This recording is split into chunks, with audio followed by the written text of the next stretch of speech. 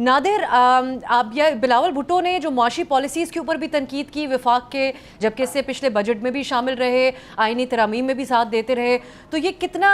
Logical تھی ان کی جو تنقید ہے وفاق کے اوپر، اور کتنے سنجیدہ ہے اختلافات بجٹ کو لے کر پیپلز پارٹی کی طرف سے؟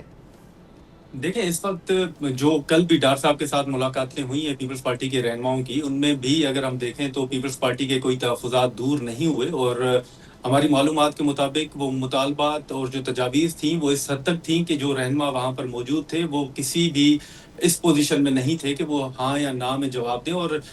اسی وجہ سے یہ فیصلہ ہوا ہے کہ بلاول صاحب ایک مرتبہ واپس اسلام آباد پہنچے تو زرداری صاحب اور بلاول صاحب کے ساتھ حکومت کی جانب سے رابطے ہوں گے اور حتمی فیصلہ جو ہے وہ وہی کریں گے۔ لیکن جو اپوزیشن جماعتیں ہیں ان کا تو رول ہے ہی، یا ان کا جو بھی اس وقت تجاویز سامنے رہی ہیں، لیکن جو اتحادی جماعتیں ہیں ان کا جو ٹریک ریکارڈ ابھی تک رہا ہے، آپ دیکھ لیں، وہ 26ویں آئینی ترمیم ہو، وہ 27ویں آئینی ترمیم ہو، 27ویں آئینی ترمیم میں جب بلاول صاحب نے خود آ کے کہا تھا کہ ہمیں کہا گیا تھا کہ جسٹس منصور علی شاہ صاحب جو ہیں وہی چیف جسٹس ہوں گے، لیکن وہ نہیں بنے، تو وہ جو کمٹمنٹس اس وقت بھی ہوئی تھی وہ پوری نہیں ہوئی تھی، لیکن اس کے باوجود اتحادی جماعت ساتھ کھڑی رہی۔ اور اسی طرح جو پچھلا بجٹ تھا اس میں بھی آپ کو یاد ہوگا کہ جب سولر پر 18% ٹیکس لگایا جا رہا تھا تو اس وقت پیپلز پارٹی نے بات کر کے 8 سے 10% پر رضامندی ظاہر کی تھی۔ لیکن یہاں پر جو میں ٹریک ریکارڈ کی بات کر رہا ہوں وہ ہمیشہ یہی بات رہی ہے کہ یہ کچھ دو اور کچھ لو پر آ کر اتفاق کر لیتے ہیں۔ دوسری سب سے ایک انٹرسٹنگ بات یہ ہے کہ بجٹ پیش نہیں ہوا، تجاویز سامنے نہیں آئیں، لیکن اس کے باوجود حکومت کی جانب سے دو چیزیں بڑی واضح طور پر سامنے آ رہی ہیں۔ ایک یہ تجویز کہ اس بجٹ میں کوئی زیادہ ریلیف شاید ہم نہ دے سکیں، یہ واضح طور پر کہا جا رہا ہے، اور دوسری یہ کہ ان ملاقاتوں، زرداری صاحب سے ملاقاتوں سے قبل ہی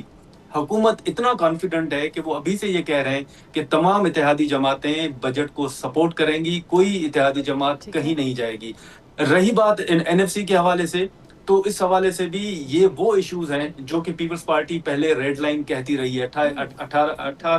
18ویں آئینی ترمیم اور اسی کے ساتھ ساتھ این ایف سی اور باقی چیزیں۔ اب اگر آپ دیکھ لیں کہ رانا ثناءاللہ صاحب کھل کے بات کر رہے ہیں، اب آپ دیکھ لیں کہ این ایف سی کے حوالے سے کہا جا رہا ہے کہ اس میں کٹ لگے گا، نوید قمر صاحب کھل کے کہہ رہے ہیں کہ ہمیں کہا گیا ہے کہ کنٹریبیوٹ کریں صوبے بھی، تو میرا خیال ہے کہ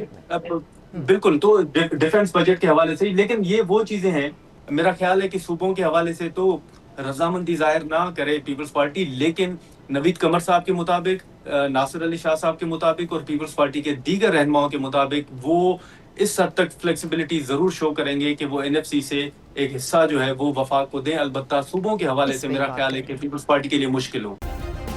سبسکرائب کریں اور بیل دبائیں تاکہ کوئی خبر رہ نہ جائے۔